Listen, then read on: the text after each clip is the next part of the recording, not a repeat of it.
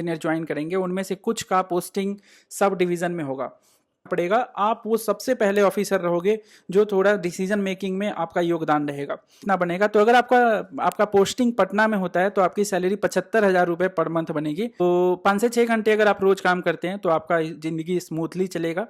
Hello everyone, मेरा नाम मयंक है और मैं गेट एग्जामिनेशन में ऑल इंडिया रैंक 4 लाया हूँ और मैंने गेट 2019 में ऑल इंडिया रैंक 236 लाई थी। मैं अभी वाटर रिसोर्स डिपार्टमेंट में असिस्टेंट इंजीनियर के पोस्ट पे पोस्टेड हूँ। इससे पहले मैंने ओएनजीसी में भी कार्य किया है और मैंने बहुत सारे पीएसयूज के इंटरव्यू क्रैक किए हैं। तो चलिए शुरू करते हैं। आपके जो आज के क्वेश्चंस हैं कि असिस्टेंट इंजीनियर को करना क्या पड़ता है, क्या लाइफस्टाइल होती है उनकी, कितनी सैलरी बनती है, कितना वर्क प्रेशर रहता है, उनके बारे में हम लोग शुरू करते हैं। वन बाई वन एक छोटे से वीडियो में हम लोग डिस्कस करते हैं। चलिए, तो सबसे पहले क्या रोल होता है एक असिस्टेंट इंजीनियर का। देखो, असिस्टेंट इंजीनियर जो होंगे, जितने सारे असिस्टेंट इंजीनियर ज्वाइन करेंगे उनमें से कुछ का पोस्टिंग सब डिवीज़न में होगा। जो इंजीनियरिंग सेक्टर होंगे, जो भी डिपार्टमेंट में आप ज्वाइन करोगे उनमें उस सेक्टर का बहुत सारे वो एक डिपार्टमेंट होगा। उस डिपार्टमेंट को बहुत सारे चीफ इंजीनियर के लेवल पे बहुत सारे क्षेत्र में बांट दिया जाएगा, जिसको हेड करेंगे आपके चीफ इंजीनियर। चीफ इंजीनियर के जो क्षेत्र होगा उसमें सुपरिटेंडिंग इंजीनियर के बहुत सारे क्षेत्र होंगे और इसको सर्कल बोलते हैं। सुपरिटेंडिंग इंजीनियर के अंदर आने वाले जितने भी सर्कल होंगे, जितने भी क्षेत्र होंगे उनको सर्कल बोलते हैं और उसको हेड सुपरिटेंडिंग इंजीनियर करेंगे। उस सर्कल में बहुत सारे डिविजन्स होंगे और उसको हेड करते हैं एग्जीक्यूटिव इंजीनियर्स। और उस पर्टिकुलर डिवीज़न में, हर डिवीज़न में बहुत सारे छोटे छोटे सब डिविजन्स होंगे जिसको हेड करेंगे आपके सब डिविजनल इंजीनियर्स, जिनको एसडीओ भी हम लोग बोलते हैं। तो असिस्टेंट इंजीनियर, जो मैक्सिमम असिस्टेंट इंजीनियर होंगे उनकी पोस्टिंग सब डिवीज़न में होगी और उनको सब डिविजनल ऑफिसर भी बोला जाता है।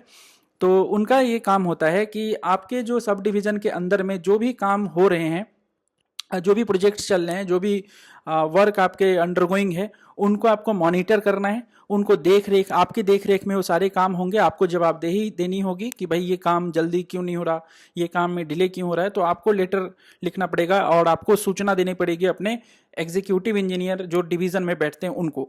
तो ये एक काम है।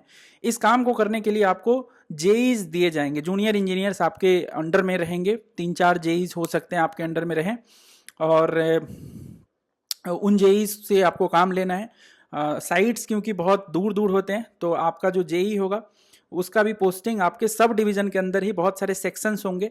तो एक सेक्शन को एक जेई देखेगा। तो 4-5 सेक्शन अगर आपके हैं तो 4-5 सेक्शन में 4-5 जेई आपके रहेंगे जो आपको इस काम को करने में हेल्प करेंगे।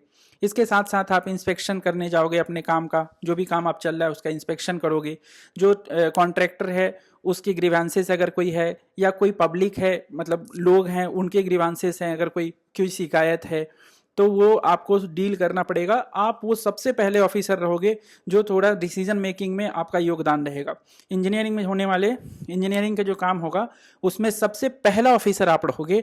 तो आपको ये सारे कुछ पूरे क्षेत्र के जमीनी स्तर पे आपको काम करना पड़ेगा।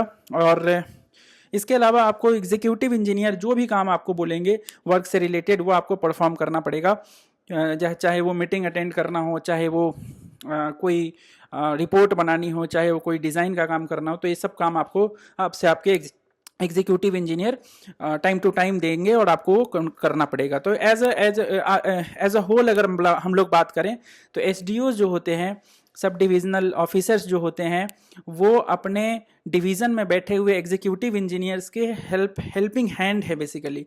और वो हेल्पिंग हैंड को पूरा करने के लिए उनके पास जेईज हैं। तो मेनली आपको एग्जीक्यूटिव इंजीनियर के काम को आसान करना है, यही आपका काम है।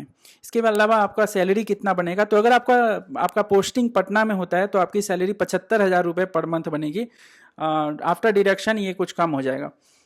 आपकी वर्क लाइफ बैलेंस क्या होगी, तो वर्क लाइफ बैलेंस जो होगी वो बहुत ही अच्छा रहेगा। आप काम के साथ साथ आपको काफ़ी फ्री समय भी मिलेगा। जैसे रोज़ आप 5 से 6 घंटे अगर काम करते हो तो इसके अलावा बाकी समय आप अपने हॉबीज़ या जो भी आपका मन लगता है जिसमें आप उस काम को दे सकते हो। खेल सकते हो, बैडमिंटन खेल सकते हो, जिम जा सकते हो। तो ये सब काम करने के लिए आपके पास समय रहेगा। वर्क प्रेशर कितना रहता है सर, तो वर्क प्रेशर जो होता है वो कभी कभी बहुत ज़्यादा हो जाएगा, कभी कभी 24 घंटे की ड्यूटी हो सकती है आपको करनी पड़ जाए।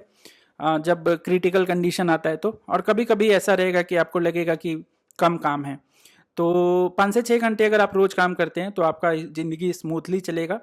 और कभी कभी ऐसा हो जाएगा कि 24 घंटे या मतलब रात में भी रुकना पड़ जाए, कहीं पे भी साइड पे कोई प्रॉब्लम आती है तो ऐसा वर्क प्रेशर मॉडरेट लेवल का ही है। अगर हम PSUs वगैरह से कंपेयर करें, पब्लिक सेक्टर अंडरटेकिंग से, तो वर्क प्रेशर यहाँ पे कम है। वर्क प्रेशर कम है तो सैलरी भी उसी हिसाब से कम है, तो इससे कोई ज़्यादा फर्क पड़ता नहीं है।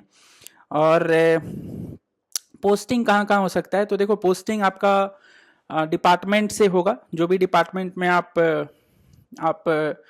ज्वाइन करोगे, उस डिपार्टमेंट के अंडर सेक्रेटरी लेवल के जो आदमी होंगे वो आपकी पोस्टिंग करेंगे। पोस्टिंग में तीन जगह पोस्टिंग आपकी हो सकती है। एक आपका पोस्टिंग SDO में हो सकती है, सब डिविजनल ऑफिसर आपको बना के भेज दिया जा सकता है।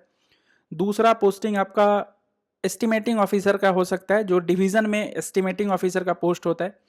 जो डिवीज़न में कागज़ कलम या टेंडर वेंडर से रिलेटेड जो भी काम होता है वो एस्टिमेटिंग ऑफिसर को करना पड़ता है, तो ये काम आपको करना पड़ सकता है। तो आप डिवीज़न में ही बैठोगे, जहाँ एग्जीक्यूटिव इंजीनियर आपके बैठेंगे उसी में आपका एक चैम्बर होगा, वहाँ पे आप बैठोगे। इसके अलावा आप एस्टिमेटिंग ऑफिसर सुपरिटेंडिंग इंजीनियर के ऑफिस में भी हो सकते हो। तो आप जहाँ AC सुपरिटेंडिंग इंजीनियर बैठेंगे वहाँ पे आप एस्टिमेशन का काम होता है, चेकिंग का काम होता है बेसिकली एस्टिमेट का, तो ये काम भी आप करोगे, आपकी पोस्टिंग वहाँ भी हो सकती है। इसके अलावा आप डिपार्टमेंट में भी बैठ सकते हो। डिपार्टमेंट में बहुत सारे एस्टिमेट्स आते हैं, हर डिवीज़न सब डिवीज़न से एस्टिमेट जो आ रहे हैं, तो उनको चेक करने के लिए आपको बिठाया जा सकता है। इनके अलावा और भी बहुत सारे काम होते हैं डिपार्टमेंट में, तो उसके लिए भी आपको बिठाया जा सकता है। इनके अलावा समय समय पर बिहार सरकार या स्टेट गवर्नमेंट्स की पायलट प्रोजेक्ट्स वगैरह चलती है, या बाढ़ के टाइम पे कोई बाढ़ का एक अलग समूह बना दिया जाता है, ग्रुप बना दिया जाता है जो बाढ़ को मॉनिटर करे, तो उसमें भी आपकी पोस्टिंग हो सकती है। तो कुल मिला के पोस्टिंग जो है वो इन जगह पे हो सकती है। ज़्यादातर चांसेस है कि आपको SDOs सब डिवीज़न ऑफिसर बना के भेजा जाएगा, जो कि वास्तव में एक बड़ा टफ वर्क है, और आपको बड़े अपने मेंटल और अपने जो नॉलेज है, जो इंजीनियरिंग नॉलेज है, उसको लगा के आपको ये काम को परफॉर्म करना पड़ेगा। चलिए, मेरे ख्याल से आपको ये वीडियो सेशन अच्छा लगा होगा। अगर आपको अच्छा लगता है तो आप लाइक, शेयर और सब्सक्राइब कर सकते हैं। तब तक के लिए thank you so much. Thank you.